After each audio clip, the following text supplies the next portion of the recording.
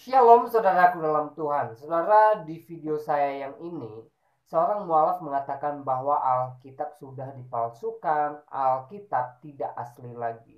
Nah, saudara, hal ini sepertinya terjawab dengan pernyataan seorang bapak di video berikut, di mana beliau mengatakan bahwa Al-Quran mengalami proses editing. Nah, saudara dalam Tuhan, sebelum kita lanjut, mari kita melihat videonya terlebih dahulu. Mushaf Utsmani itu terus mengalami proses editing. Proses editing Al-Quran itu kira-kira berlangsung sampai periode Khalifah kelima dari Bani Umayyah pada pemerintahan Abdul Malik bin Marwan bersama gubernurnya di Irak yang bernama Hajjaj bin Yusuf. Jadi dua orang ini yang sebenarnya menciptakan Al-Quran versi yang resmi. Mushaf Utsmani itu terus mengalami proses editing. Saya kira kalau Anda baca bab-bab, saya sudah lupa bab yang bagian mana, saya menjelaskan tentang ini. Jadi proses editing Al-Quran itu kira-kira berlangsung sampai periode Khalifah kelima dari Bani Umayyah pada pemerintahan Abdul Malik bin Marwan bersama gubernurnya di Irak yang bernama Hajjaj bin Yusuf. Jadi dua orang ini yang sebenarnya menciptakan Al-Quran versi yang resmi gitu. Yang saya yakini itu juga berangkat dari teks yang sudah diinisiasi oleh Utsman. Nah, yang sekarang sebenarnya menjadi perdebatan sengit di kalangan para sarjana, kira-kira proses editing ini meliputi apa saja gitu. Ya, dari masa Utsman sampai pada masa Abdul Malik bin Marwan. Apa hanya ortografinya berubah gitu ya? Apa hanya ditambah dengan alif? Apa hanya ditambah dengan harkat-harkat? Karena dulu kita tahu tulisan Arab itu tulisan baru, teman-teman. Teman-teman harus menyadari juga ini. Jadi bahasa Arab sebagai bahasa tulisan itu bahasa baru banget, ya. Jadi pada abad ke-7 ketika Islam muncul, itu bahasa Arab itu baru bahasa kayak anak kecil. Jadi bahasa Arab sebelumnya itu namanya bahasa nabatian. Jadi kalau Anda baca oh tadi ada pertanyaan dari siapa ya, Mas Sofyudin ya, tentang inskripsi-inskripsi di Arab itu, Anda bisa tahu di situ itu nggak ada titik koma dan seterusnya. Bahkan sekarang ada kawan yang meneliti tentang asal usul bahasa Arab ini melalui bukti-bukti inskripsi apa namanya tulisan di atas bebatuan. Itu namanya Ahmad Al-Jalad. Dia memang ahli asal usul bahasa Arab lah kira-kira, melalui bahasa yang disebut dengan Talmudik, Safaitik dan seterusnya. Anda bisa teks apa namanya Google nanti Safaitic language. Jadi itu bahasa awal yang digunakan di daerah apa namanya di daerah selatan apa namanya Yordania, utara Yordania, selatan Syria ya. Itu sebuah kerajaan besar, kerajaan Nabatian. Di sana masih terlihat sekarang Petra itu bagian dari kerajaan besar pada saat itu. Itu itu disebut dengan apa Talmudik dan apa sorry Samudik, bukan Talmudik, Samudik. Jadi kata Samud kan muncul di Quran kan? Ya, jadi ujungnya di sana sebenarnya. Nah sayangnya di Saudi tidak diperbolehkan melakukan penelitian inskripsi.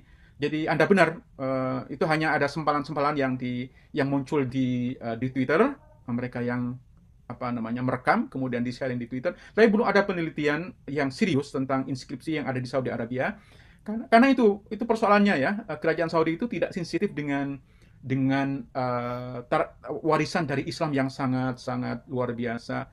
Jadi monumen-monumen Islam, daerah-daerah yang dulu menjadi simbol dari Islam gitu pada masa Nabi itu sekarang sudah dibongkar, dibangun hotel-hotel. Eh, Ka'bah sudah berbeda. Masjidil Haram dulu ya nggak seperti sekarang kan sudah mengalami perluasan, daerahnya dirubah dan seterusnya.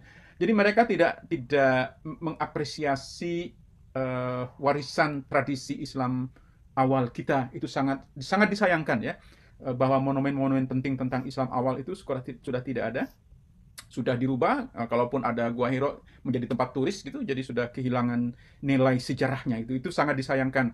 Jadi Anda betul kalau Anda khawatir ini kenapa ini orang Saudi tidak peduli dengan warisan tradisi sejarah kita. Itu salah satu yang saya sendiri menyayangkan ini terjadi gitu. Padahal Islam itu lahir di sana gitu ya, yang seharusnya kita bisa mempelajari secara lebih apa namanya secara lebih akurat ya, karena pertanyaan Anda itu tepat banget. Bukti apa yang kita miliki itu pertanyaan inti sebenarnya, tentang bukti apa yang kita miliki gitu. Sementara inskripsi di sana tidak bisa kita pelajari secara akademis. Jadi ekskavasi arkeologis itu tidak boleh dilakukan oleh pemerintahan Saudi hingga sekarang.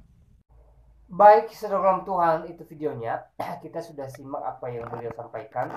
Beliau menjelaskan bagaimana proses Al-Quran mengalami editing. Nah, saudara Tuhan, sudah panjang lebar beliau sampaikan. Dan hal ini menjawab tuntas tuduhan daripada seorang mu'alaf di video saya sebelumnya. Saudara cek videonya, ya, di mana mualaf ini mengatakan bahwa Alkitab sudah dipalsukan, ya, Alkitab sudah diubah dan Alkitab tidak asli lagi, ya. Sementara beliau tidak bisa membuktikan hal itu dengan menunjukkan kitab yang asli daripada Alkitab itu yang menurut beliau belum diubah, ya. Saudara, beliau hanya mengklaim bahwa Alkitab sudah dipalsukan tapi tidak ada bukti, ya. Jadi apa yang beliau sampaikan itu sebenarnya hanya opini belakang, bukan suatu kebenaran atau pembenaran. Bukan, saudara dalam Tuhan, ya. Karena beberapa orang juga mengatakan hal yang sama, bahwa Alkitab sudah dipalsukan, Alkitab tidak asli lagi. Ya, mereka tidak bisa membuktikan apa yang mereka katakan dengan menunjukkan kitab yang asli daripada Alkitab itu. Ya, sampai hari ini tidak ada yang bisa menunjukkan kitab asli daripada Alkitab, sementara mereka berkuar-kuar mengatakan bahwa Alkitab sudah tidak asli lagi. Mereka berpikir bahwa kalau mereka mengatakan hal itu, iman Kristen luntur. Ya, padahal Kristen tidak sebodoh itu juga kali ya. Ya. Orang saat ini sudah bisa cek kebenarannya, ya. Beda dengan zaman-zaman bahula, zaman-zaman dulu yang mungkin kita susah mendapat jawaban dari semua ini. Akhirnya mungkin kita percaya saja dengan apa yang mereka sampaikan. Nah, sekarang tidak begitu ceritanya, ya. Orang udah pada mudah mencari kebenaran dan pembenaran dari apa yang mereka sampaikan, dan kita bisa melihat misalnya di internet atau di Google, ya, kita bisa menemukan di sana bahwa Alkitab memang asli. Dan bagi saya Alkitab adalah firman Tuhan. Apapun kata mereka, Alkitab adalah berisi firman Tuhan yang hidup.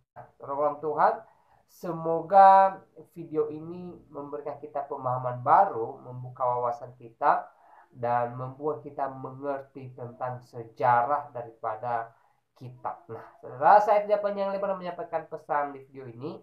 Kiranya video singkat ini memberkati kita dan Tuhan Yesus memberkati kita semua. Shalom.